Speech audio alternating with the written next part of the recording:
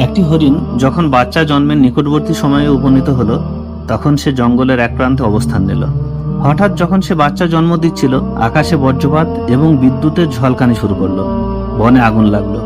হরিণটি উত্তর দিকে তাকিয়ে দেখলো শিকারী তীর নিয়ে তার দিকে তাকিয়ে আছে।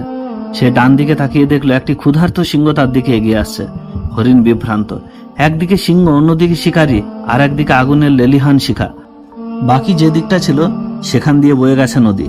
ঝুঁকিগুলি সমস্ত দিকে রয়েছে এবং তার কোনো উদ্ধারকারীও নেই। হরিণটি কোনো উপায় না দেখে সে তার সন্তান ভূমিষ্ঠ হওয়ার দিকেই নজর দিল।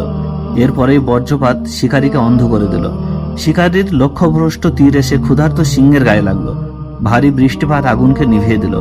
হরিণটি শান্তিমতো সন্তান জন্ম দিল।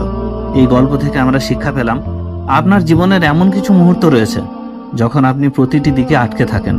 তখন আপনি যা করতে পারেন তার প্রতি মনোনিবেশ করুন এবং বাকি একজনকে ছেড়ে দিন, যিনি সমস্ত মানুষের জীবনকে সাজিয়ে তোলেন, আমাদের মহান সৃষ্টিকর্তা আল্লাহ পাক রব্বুল আলামিন।